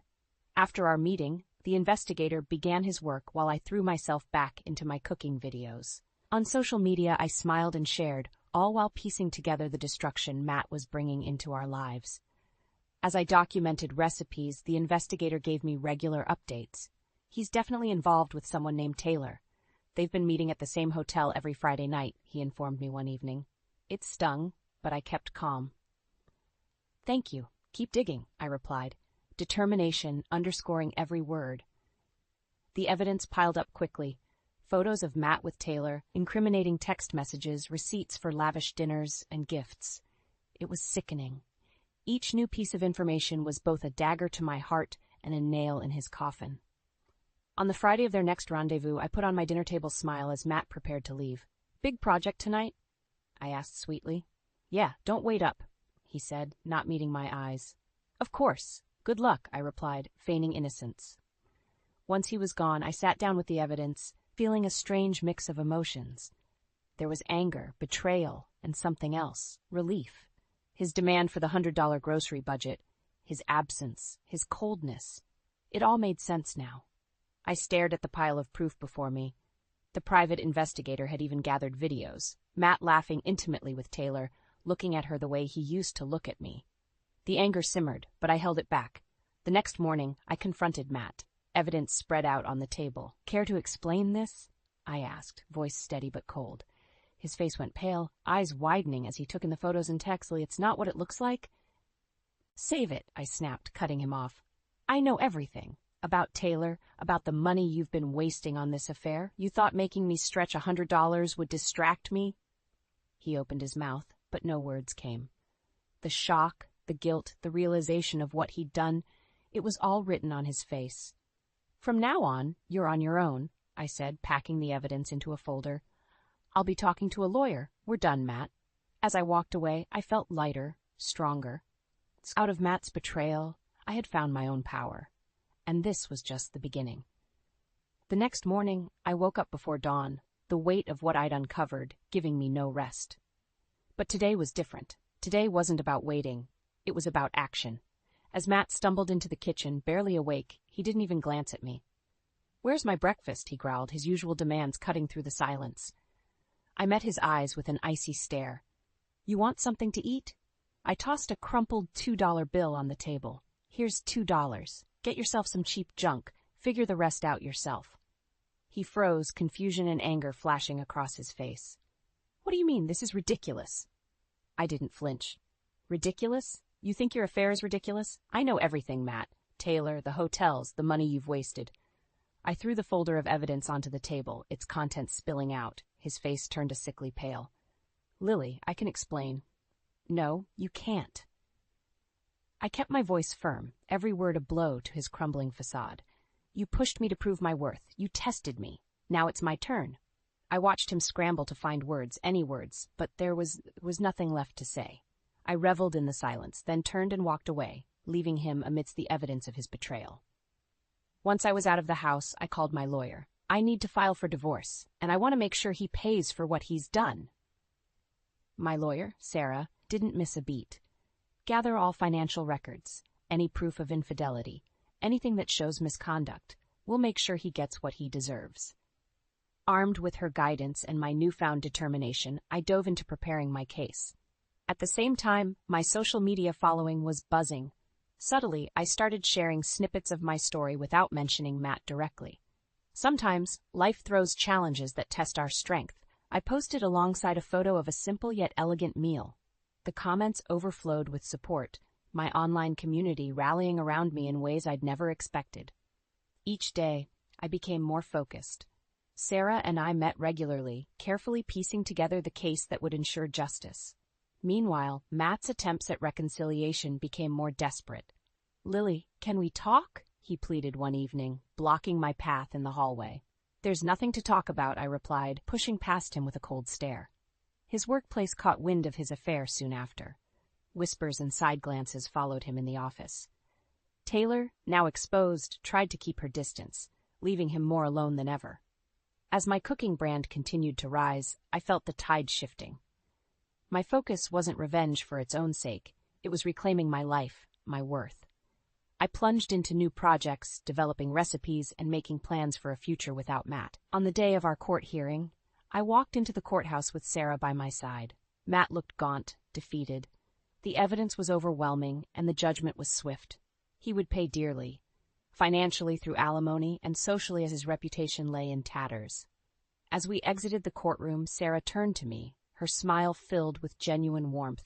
"You did it." I nodded, a weight lifting off my shoulders. "This is just the beginning." Walking out of the courthouse, I felt an unfamiliar lightness. It wasn't just about winning the case, it was the freedom from years of deceit and manipulation. But the journey wasn't over. Matt's world was only beginning to crumble. The first crack appeared when Taylor publicly distanced herself from him. Word of their affair spread like wildfire in his professional circles. "I can't be associated with this mess," she told him during their last clandestine meeting, which ironically wasn't so clandestine anymore. The private investigator had made sure those images surfaced at just the right time. Matt staggered into the house late that evening, a shadow of his former self. "Lily, please. Can we talk?" His voice was strained, desperate. I glanced at him with detached indifference. "We have nothing left to discuss. You made sure of that." He tried to approach, but I stepped back, a barrier he couldn't cross. He was imploding, and for the first time I felt nothing but a cold, distant satisfaction. That night, I posted a new video, my mind whirling with new ideas. "Hey everyone, today's recipe is all about fresh starts and new beginnings. Let's make something amazing." The community's responses poured in, each comment a brick in the new foundation I was building. Meanwhile, Matt's downfall accelerated. News of his affair leaked to his boss. The company couldn't risk the scandal. He was summoned to a meeting and returned home with a cardboard box filled with his desk's remnants. "I lost my job, Lily," he muttered, helplessly dropping the box by the door. "Not my problem," I said, not even bothering to look up from my laptop. I was deep into planning my next online event, a cooking class live stream that was already attracting sponsors. Days turned into weeks, each one worse for Matt. Without his job, his income plummeted. The judgment from the court added a financial strain he couldn't handle alone. His so-called friends vanished, each slipping away to avoid the mess he had become. One evening, sipping coffee in my new favorite cafe, I received an email. My first cookbook was officially published and ready for pre-order. I could hardly contain my excitement. I shared the news with my followers, the comments overflowing with encouragement and pride. Returning home, I found Matt rummaging through old bills, his despair palpable. "I don't know how to fix this, Lily," he said, tears brimming in his eyes. "That's your mess to clean up," I replied coolly. "You brought this on yourself." Watching him unravel was a stark reminder of the man he truly was, a man who tried to break me but ended up shattering himself. I felt a strange sense of closure. Moving forward, I immersed myself in new projects, cooking segments, sponsorship deals, and community events. Each success was mine alone, a testament to my resilience. Matt moved out a month later, defeated and broken. The house, now silent without his toxicity, became my sanctuary. I redecorated, shifting from old memories to new aspirations. From the ashes of betrayal, a stronger me had emerged. With my growing brand and supportive followers, I was ready to embrace a future untethered from the past. My story wasn't about revenge or loss anymore. It was about rebirth, a new chapter waiting to be written. The first morning in my new apartment was surreal. Sunlight streamed through the windows, casting a warm glow over the minimalist furniture I'd carefully chosen. The space felt fresh, free from the shadows of the past. I brewed a cup of coffee and took a deep breath. The air smelled like potential, like new beginnings. With my recipe book published and my social media thriving, today marked the start of something beautiful. I sat down at my kitchen counter, scrolling through messages from followers. "Congratulations on the new book, Lily. Can't wait to try the recipes." Each comment felt like a step farther from my old life. As the day progressed, I finalized details for a cooking event, a live class that had drawn considerable interest. My phone buzzed incessantly with notifications, each one a reminder that I was building something all on my own. A knock at the door interrupted my thoughts. It was a delivery, a bouquet of vibrant sunflowers with a note, "To new beginnings. With love, your fans." I smiled, placing the flowers on the table. Their brightness mirrored my newfound optimism. Later, preparing for the live stream, I couldn't help but think of how far I'd come. The screen blinked to life and hundreds of faces filled the grid, each one eager to learn from me. Welcome, everyone. Today, we're making a special recipe from my new book. It's all about transformation, taking simple ingredients and turning them into something extraordinary, I began, the excitement in my voice matched by the enthusiasm in the comments. The interaction was electric, each step met with applause, each tip eagerly absorbed. I felt a deep connection, a shared journey of resilience and growth. By the end, the chat was filled with praise and gratitude. "Thank you, Lily. You've inspired us so much," one comment said. "No, thank you," I replied, feeling a lump in my throat. "You've all been my strength." After the class, I settled into the quiet of my apartment, reflecting on the path that led me here.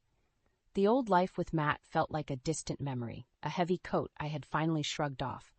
A few days later, I heard through mutual friends that Matt was struggling. His new job was low-paying, and Taylor had left him after realizing he couldn't provide the lifestyle she wanted. There was no satisfaction in his misery, only a reminder of what I'd escaped. I poured my energy into new projects, expanding my cooking brand, planning future books, and engaging more deeply with my online community. Each venture was a brick in the sturdy foundation of my new life. One evening, as I signed copies of my book at a local bookstore, a woman approached me. "Lily, your journey has been so inspiring. You gave me the courage to leave my own toxic relationship." Her words touched me deeply.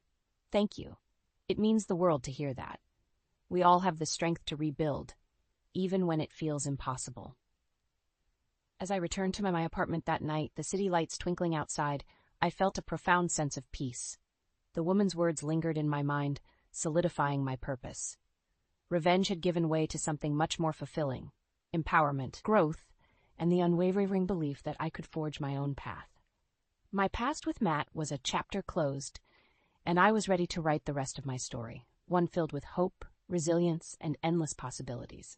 The way Mark and I met could have been ripped straight from a rom-com. A chance encounter at a mutual friend's barbecue, complete with spilled drinks and awkward apologies. He was charming, with a quick wit that had me laughing despite myself.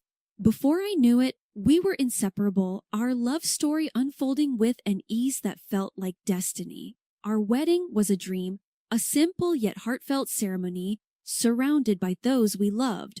Mark, with his career and finance on the rise, was the picture of success. His insistence on a prenuptial agreement was just another part of our planning, a practical step, he said, given our differing financial situations. I didn't mind. My love for him wasn't measured in dollars and cents. Carol, Mark's mother, was a tougher nut to crack. She looked at me like I was an unwelcome guest, her coldness stark against the warmth Mark and I shared. But love has a way of making you overlook the small stuff, and I was too happy to let her disapproval dampen my spirits. Even when we faced the heartbreaking news of Mark's infertility, my love didn't falter.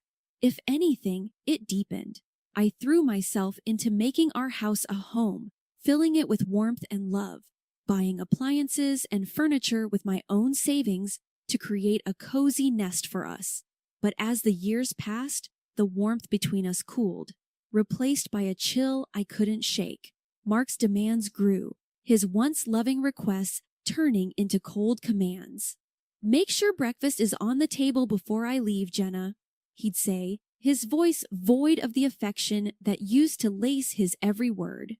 "Dinner has to be fresh, no matter how late I worked," he'd demand, as if my job at the Department of Health and Human Services was just a hobby compared to his high-flying career. I'd wake before dawn, bleary-eyed but determined to cook his breakfast, then rush home after a long day's work, racing against the clock to whip up a gourmet meal that might bring back the husband I once knew. But it was never enough. He took my efforts for granted, never once uttering a thank you, only reminding me that I should be grateful for the roof over my head. His roof, our conversations once filled with laughter and shared dreams, now were battlegrounds, his words cutting deeper each time. "This is my house, Jenna. Don't forget that." He'd snap whenever I dared to suggest anything might be amiss. Each day as I moved through our home, touching the pieces of our life I'd built with love and care, a thought began to take root in my mind. What if I were alone? The idea, once unthinkable, now felt like a bomb. My love for Mark had been replaced by a weary resignation, worn down by his indifference and coldness. One evening, as I sat at the kitchen table staring at the empty chair across from me, the realization hit me hard. I no longer recognized the man I had married, nor did I see the woman I had become in his reflection. The love that had once been my guiding light had faded, leaving behind a longing for peace, for a life where my efforts were seen, my presence valued. As I turned off the lights and headed to bed, the silence of the house a stark reminder of the distance between us. I couldn't help but wonder, would I be better off alone? The thought was a whisper in the dark, a question I wasn't quite ready to answer. But with each passing day, the whisper grew louder, a call to find myself again, to reclaim the life and love I deserved. Lately, it's like I'm living with a stranger, not the man I married. Mark's been on my case for everything. The house not being spotless, the dinners being too repetitive. It's like nothing I do is ever enough.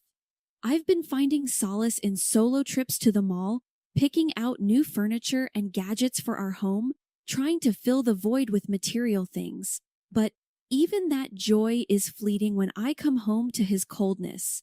It hit me hard when I realized Mark hadn't put a single penny into our joint account for months. All the expenses, the mortgage, utilities, groceries, have been coming out of my paycheck.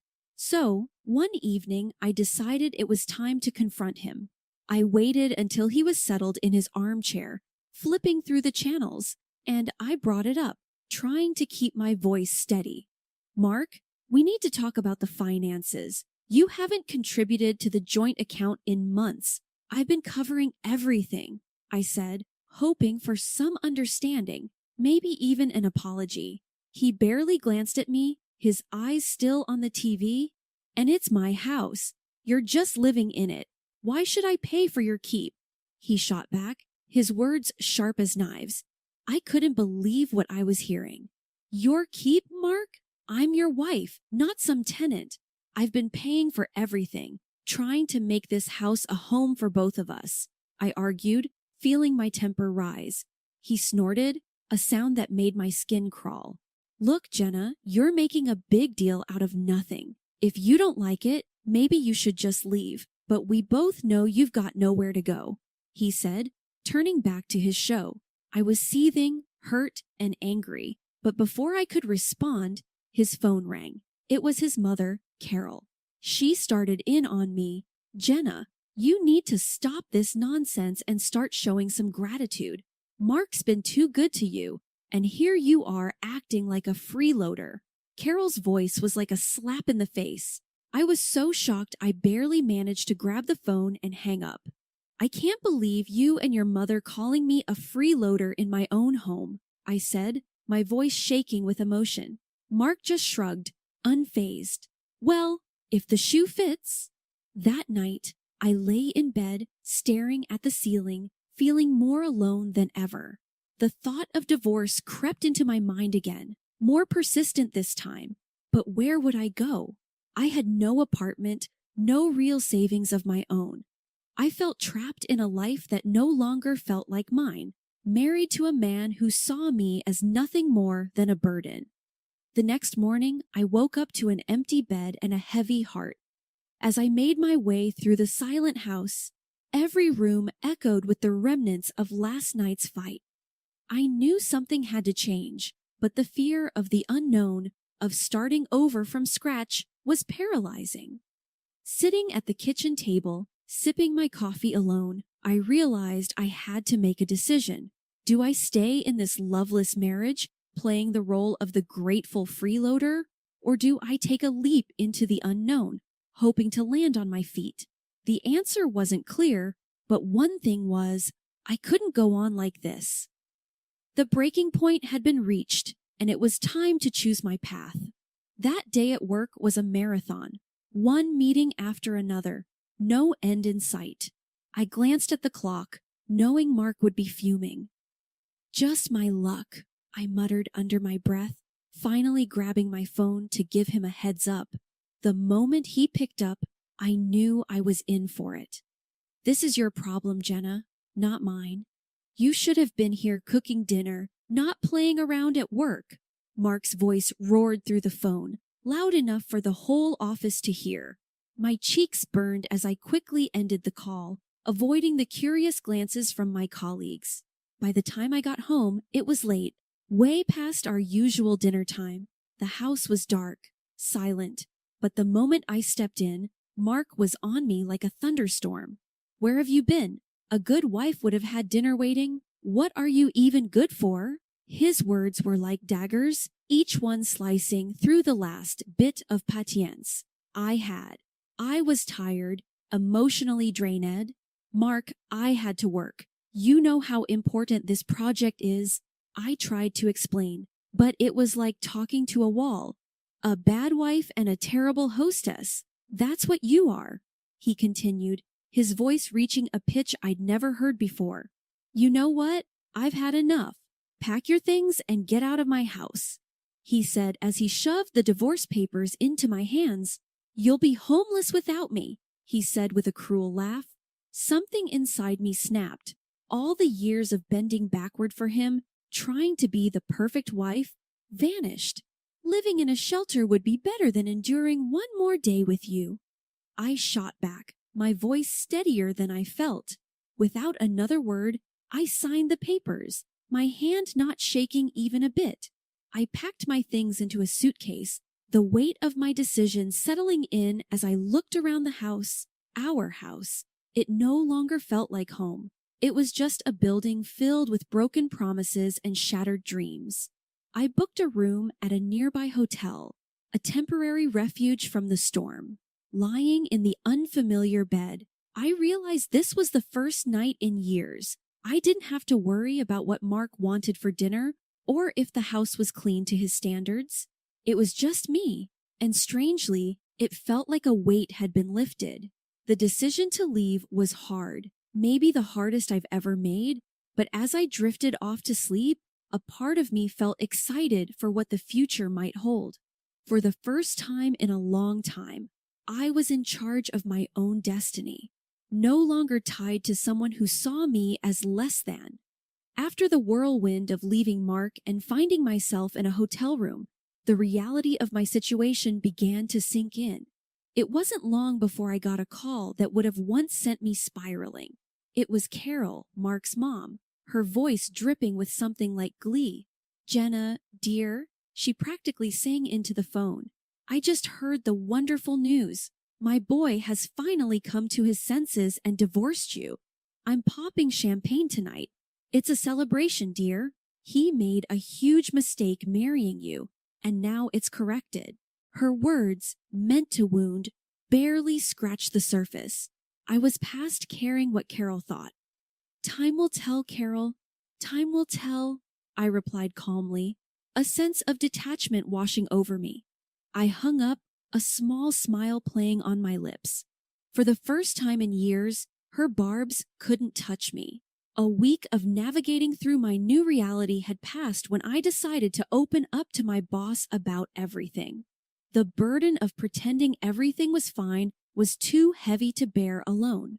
I expected sympathy, maybe some understanding, but what I got was a lifeline. Jenna, I'm so sorry you're going through this, but there might be something that can help, she said, her tone shifting from comfort to businesslike. There's a municipal housing program designed for situations like yours. It offers affordable housing solutions to those in need. I think you should apply. I'll help you. Her offer was a beacon of hope in the overwhelming darkness. With her guidance, I applied for the program, and to my surprise, I was accepted. The relief was immediate. It was like I could finally breathe again. Now I'm renting a small apartment, modest but mine. It's quiet, peaceful, a stark contrast to the life I left behind. There's no need to tiptoe around in the mornings, no ungrateful husband to cook for or clean up after. It's just me, and it feels liberating. Sitting in my new living room, surrounded by boxes yet to be unpacked, I couldn't help but reflect on the journey that led me here. It's been tough, filled with moments of doubt and fear, but also moments of unexpected kindness and newfound strength. For the first time in a long time, I'm excited about the future. I've got a blank canvas in front of me, and I'm ready to start painting a new life, one where my happiness doesn't depend on anyone else. It's a new beginning, and I'm here for it, ready to see where this next chapter takes me. It had been a quiet few months since I started over, finding peace in the simple routines of my new life. Then one afternoon, as I was enjoying a rare moment of calm, my phone erupted into a cacophony of rings. The screen flashed a name I hadn't seen in ages. Carol, my ex-mother-in-law. My heart sank. Why now? Bracing myself, I answered, "Hello? Jenna, you need to come back to Mark this instant." Carol's voice screeched through the speaker, so loud I had to pull the phone away from my ear.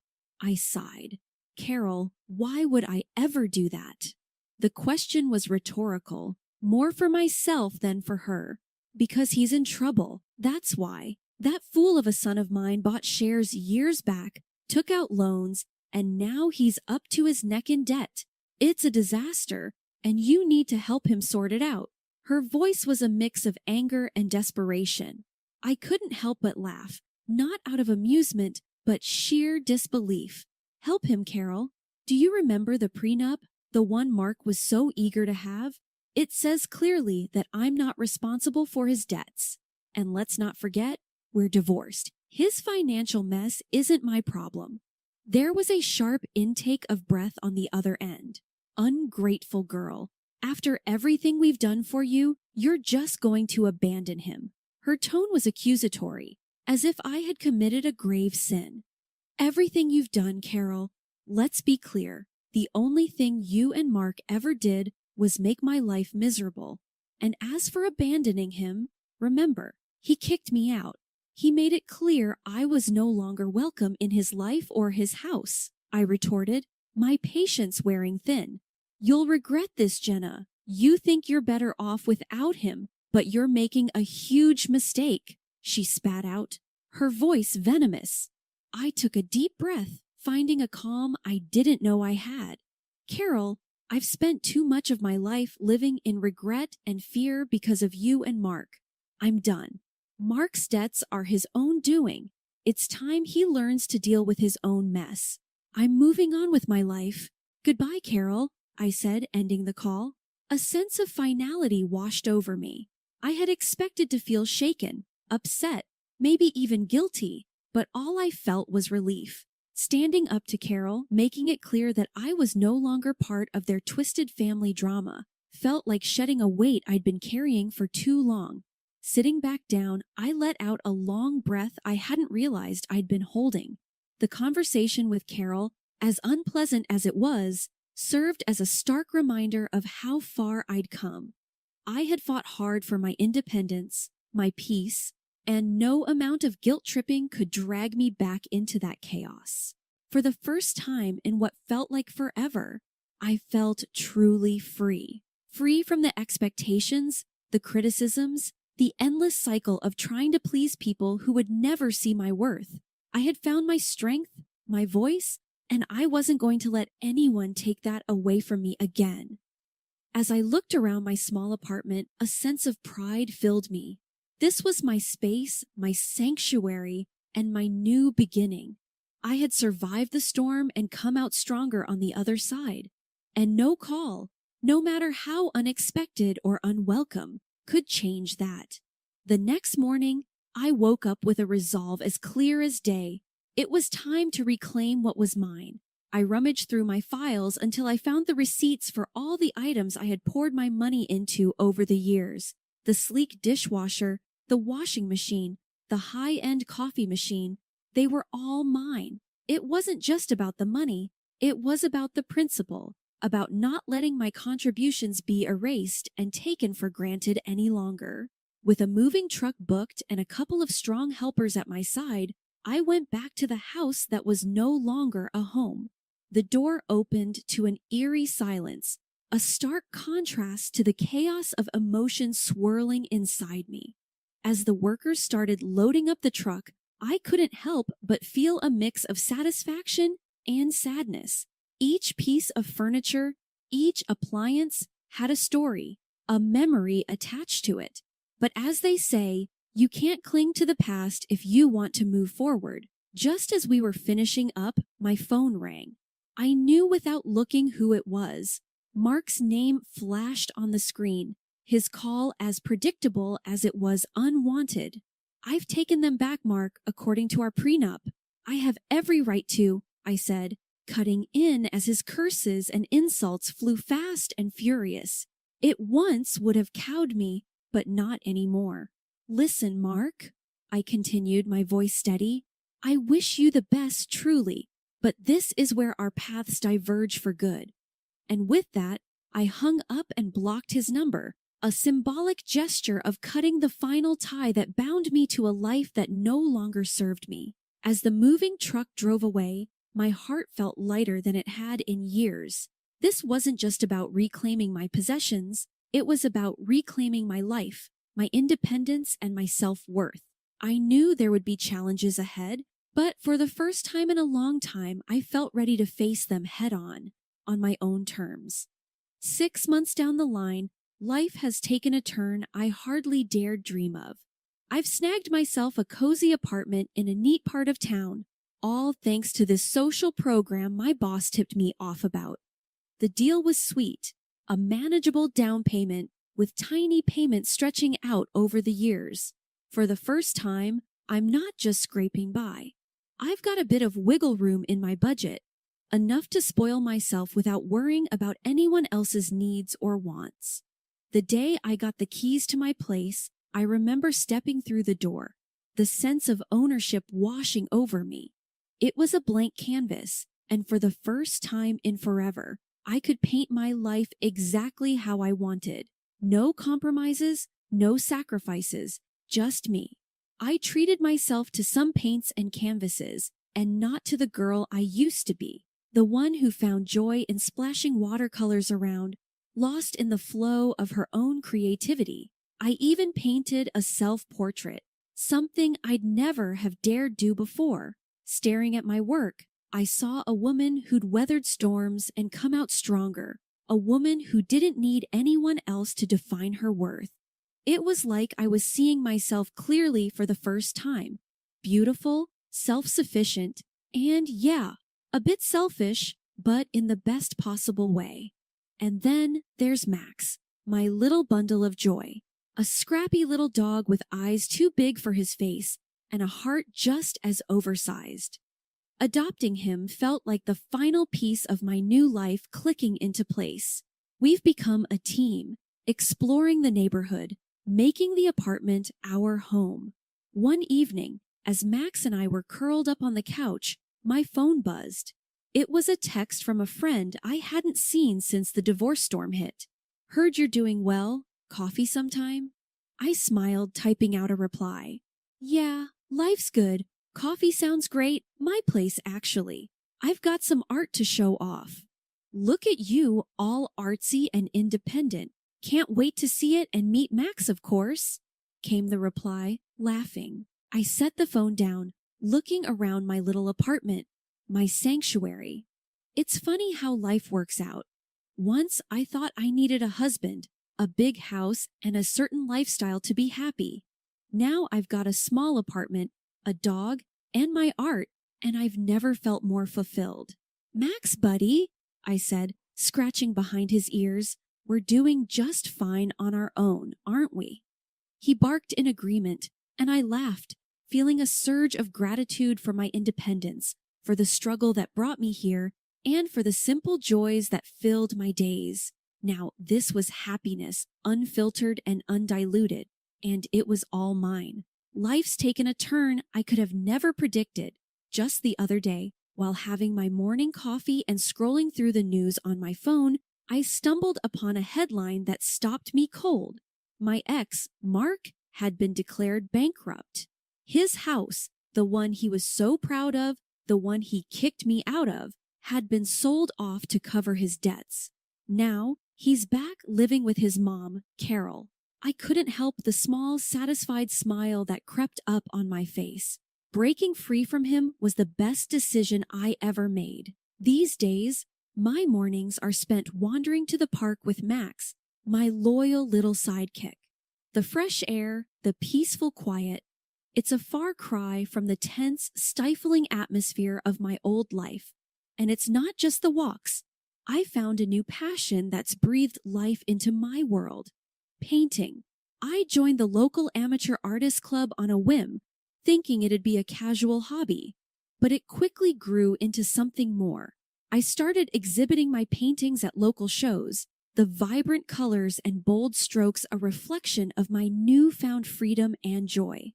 At one of these exhibitions, my path crossed with someone unexpected. I was standing beside one of my pieces, a watercolor that I felt particularly proud of, when a man approached. He studied the painting with an intensity that made me curious. "That's quite beautiful," he said, nodding towards the canvas. "Did you paint this?" I couldn't hide my grin. "Yeah, I did. Thank you." We got to talking, and it turned out we had a lot in common. Before I knew it, we were sitting in a nearby cafe, chatting over coffee like old friends. He was easy to talk to, with a warmth and a sense of humor that I'd missed in my interactions for so long. He even bought my painting. "I want to see this first thing every morning," he said. "It's inspiring." That coffee turned into dinner a few days later, and then into walks in the park, Max trotting alongside us. He introduced me to his kids, two bright sparks who welcomed me with open arms and laughter. It felt natural, easy, like a piece of my life that had been missing without me even realizing it. One evening, after the kids had gone to bed and we were sitting on his porch, he turned to me. "You know, I'm really glad I bought that painting," he said, his voice soft in the twilight. I smiled, leaning my head on his shoulder. "Me too. It's funny how things work out." It got me thinking about how far I'd come, from feeling trapped and hopeless to standing on the cusp of something beautiful, something new. I was free from the shadows of my past marriage, ready to dive into the future, whatever it might hold. As Max and I continued our morning walks, I found myself reflecting on the journey, the pain, the struggle. It all led me here, to a place of peace and potential. I was ready to embrace whatever came next, open-hearted and free. Life, it seems, has a way of surprising you, of turning the page when you least expect it. And as I walked, the sun breaking through the trees, I couldn't help but feel grateful for every twist and turn that brought me here, ready for a new chapter, stepping forward into the light.